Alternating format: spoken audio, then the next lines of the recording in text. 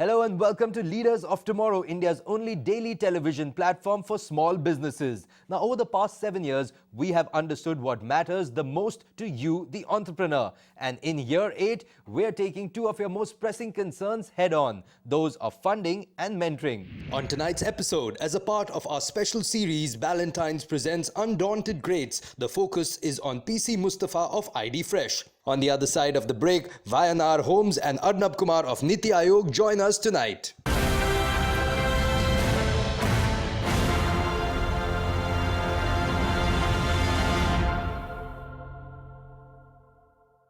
Our first conversation is with PC Musthafa of ID Fresh Foods. He spoke with us about his journey and what motivates him to serve fresh homemade food across the US and Middle East. Let's take a look.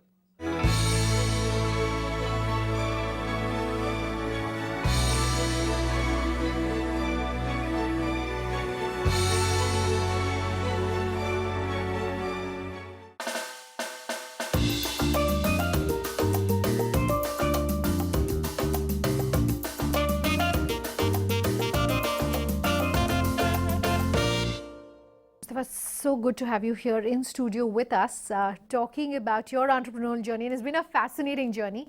And it's been quite a journey since then. And I do want to talk about, where the germ of the idea for ID Fresh really came about. You decided to launch in a space and in a market that was not really a commoditized market, right? To enter the idli and the dosa batter segment, particularly in the South, where traditionally it is made at home. True. What gave you the confidence? What gave you the self-belief that you could, commercially manufacture these products and have a market for this? My cousins were running a small-time kirana store in a place called Indiranagar in Bangalore. It was a very small store. This store had a small-time idli dosa batter supplier who was supplying idli dosa batter in a plain pouch with a rubber band on the top. You would still see in some parts of Mumbai. This batter had all sort of quality complaints, service issues and hygiene complaints. My cousins tried to fix the issue with the vendor multiple times. It didn't work out. That's when we thought, why don't we try to fix it ourselves? So we tried very small. We started in a very small setup in a 50 square feet area of a kitchen. All what we had was 50,000 rupees. We had one grinder, one mixer, one sealing machine, one weighing scale and a second-hand scooty. Our job was to go to market every day, buy rice and dal, come back, clean it, wash it, soak it, grind it, mix it, ferment it, pack it, and then load it on this second-hand scooty, go to the market ourselves and sell it ourselves. Okay. It was a back-breaking work. Our shirt would be soaked in the sweat, but we really enjoyed it. It was not easy to sell idli dosa batter in initial days. It took us 9 months to sell 100 packets of batter. Okay. That was the past. Today, we sell close to around 60,000 packets of idli dosa batter every day, feeding almost 1.2, 1.3 million idlis to Indians every day. Okay. I'm curious though, how did you manage to break into that market? Did you, look at branding?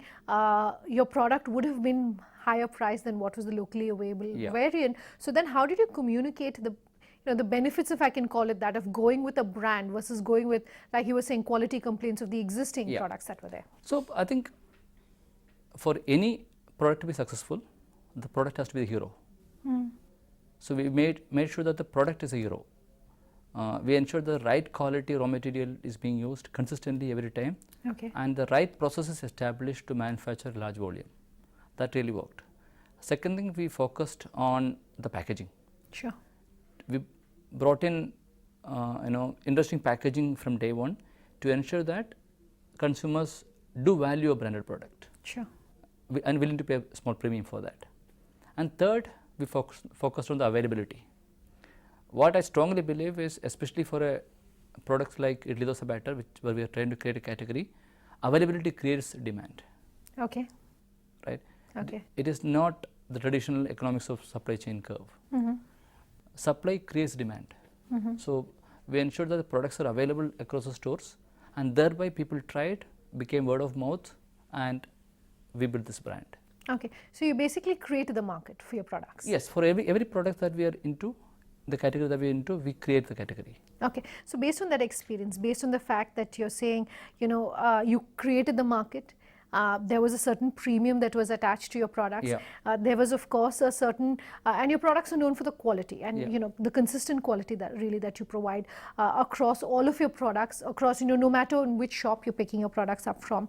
What maybe 2 or 3 things that you'd like to tell someone watching this interview about how to create a brand, how to create a USP, and how to sustain it, even if you're in a market that perhaps you're creating yourself was a crowded market? Yeah, so I have my own theory on creating a brand. Okay. Based on my experience. You can't create a brand using just money these days. Okay. I looked at us just like a triangle. For the viewers, I think that these are the 3 important takeaways. Sure. First thing of the triangle, first corner of the triangle is the product. The product has to be the hero. So if I take my example, let's take ID Vada Batter. The vada is very crispy. It's very soft inside. You get nice taste and good mouthfeel after taste. And you feel like eating one more vada every time. So that's the kind of product that we need to launch in the market. So the product has to be the hero. If you don't get the product right, don't even try to create a brand. Okay. Second is the memorable user experience. So we didn't sell vada. We gave vada batter to end consumers. So when you squeeze the vada batter, you get the vada in the, vada batter comes out in the right shape with a proper hole in the middle. Okay. That was like an aha moment for most of the consumers. For many of the consumers, this was like their first vada in their life. Okay. And even kids started making vada at home and started posting it on different social media platforms. This is something which my consumers will remember their lifetime. So it is extremely important for us to give that memorable user experience so that they remember the brand. Sure. And third, well-crafted stories. The story of building this vada batter, as an example, it took us 3 years to build a hole for the vada. We failed 1,000 times. Okay. We started telling those stories to the world. People loved it. So I think if I look at, these are 3 important things that you need to do to focus on building a brand. Right product, memorable user experience, and powerful stories. Okay. And how do you convince users then that the price that you're putting, the premium price that you're putting on your products, or any products, if they're selling a premium product in a pre-existing market then, how do you convince them that of the value really of that product? So I think it's a matter of sampling. Okay. We focused heavily on the sampling, and once consumers use the product and get the taste of the product, especially for a food product, you get to taste it, then you decide to buy it. So that really worked for us. Okay. We tried small SKU sampling. Instead of 1 kg batter, which we could not afford to do sampling initially, we tried sampling of 250 grams. And that kind of a, what you call the jugaad approach in marketing really worked for us. Okay. Understand you are on plant number 6 when it comes to your products. What next for you? Anything in the short term or the mid term that you're working on that you can leave us with? So today, if you look at ID is not just a batter company today. We do have the right distribution system in place. We are probably one of the best fresh food distributor in the world. Sure. Supply to every store every day using technology and still make it profitable. So we are working on more products which could be used or which could be supplied using the current distribution platform. So just few days ago, we launched 2 very interesting products in the market. And it's very close to me. Maybe I'll quickly talk about it. Sure. One is an ID grated coconut. Okay. Right? A grated coconut is not an innovation. But then, any grated coconut that comes in, either it comes with chemicals and all of them, or it is in the frozen format, or is it more like a powder format. But then, if you have to maintain the freshness of the coconut, grated coconut gets spoiled within few hours. Within 2-3 hours, it gets Yeah. spoiled. Yeah. So we did look at different ways to preserve the product. We were not able to make it happen. Finally, we used our common sense. We used common sense to pack grated coconut in a coconut itself, Okay. right? So today you get ID grated coconut in a coconut. So our product name itself is grated coconut in a coconut, Okay. right? Because nature has created world's best packaging for every product. We only need to adapt it. So today, recently we just launched ID grated coconut in a coconut, which is 100% natural, no chemicals, no preservatives, nothing else in it, and it stays fresh. Okay. It stays fresh throughout its shelf life. Most importantly, zero plastic. Okay. Probably one step closer to the plastic-free world. That is the power of innovation. Okay. That works. Fascinating. I am pretty sure this will become a super hit in the world. Sure, and wish you all the very best. Thank you. For that, Musthafa. Fascinating talking to you. Thanks for coming down to our studio. Thank you. Thanks. Really enjoy. Let's slip into the break. And on the other side are VNR Homes and NITI Aayog. We'll be back in just a moment. Do stay tuned.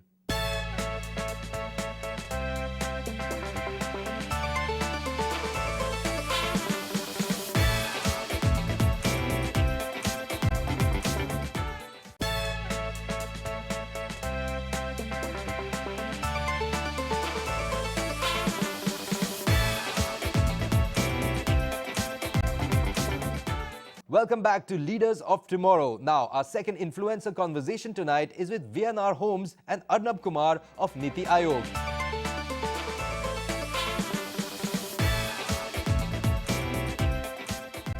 Our first interview is Varun Nagpal of VNR Homes, who is changing the real estate landscape in Goa through his well-crafted, close-to-nature homes. He's joining us from our Delhi studio.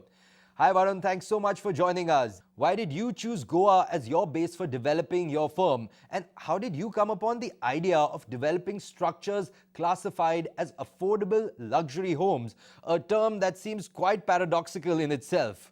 So, Goa is a very unique place which has interest from all over the country, even outside of India. And it also has unique culture. Everybody from around the country visits Goa. So, it's a very interesting market. Varun, tell us a little bit about the ease of doing business in real estate. Because, of late, we've seen a lot of fear, if we can call it that, around the real estate space. So how can that be overcome? What are you doing differently? So, I guess the real estate, the sentiment has been very low because a lot of people fail to deliver the projects. For us, right from the start, we were very clear that, we're going to grow organically. We're going to launch few projects, but make sure we deliver them in time and with great quality. So I guess as long as you are committed and you deliver on time and you have good goodwill in the market, I think it's a great business to be in. Varun, tell me a little bit about some of the initial challenges that you faced in this sector. The initial challenges that we faced were selling because, I was 23 years old trying to sell homes to people in Delhi and I didn't have any history. So there was always the lack of trust which was there. How has the funding process been for your business and how much have you raised? So, we've been, the first couple of projects we raised through friends and family, and since then we've grown very organically. We are, since the second or the third project, we've been totally self-funded. And we are zero debt, in fact. We have zero loans from the banks. Varun, how is VNR Homes differentiating itself in this space? So, because these are holiday homes, we also have a maintenance arm which manages all these homes. And then we also help homeowners rent these out on a short-term basis. So we also into hospitality. So that's a big differentiating factor because, we build these homes, we manage these homes, and then we rent these homes. So that's, a complete package that we offer to homeowners. Which kind of differentiates us from the rest of the lot. So what's next on the radar for you that you can leave our viewers with? So we are exploring places around Bombay, we're exploring the hills. So yeah, end of this year, we hope to launch 3 to 4 projects outside of Goa. Well, thanks so much, Varun, for talking to us and for sharing your journey with us. All right, our next interview is with Arnab Kumar of NITI Aayog, someone who is passionate about future tech. He's also joining us from our Delhi studio. Hi Arnab, thank you so much for joining us. First up, tell us about your journey from technology to banking to now public policy. Okay, the answer to the first part of that question is very easy. I mean, I was born in a small town in Bihar. So if you're from that part of the world, your options, and if you're born in early or late 80s, is pretty simple. Your exposure or career aspirations are defined by the kind of information you have. Could be engineering, doctorate, or building a career in government services. I was good in maths and science. Pursued a career in engineering. Went to BIT Mishra.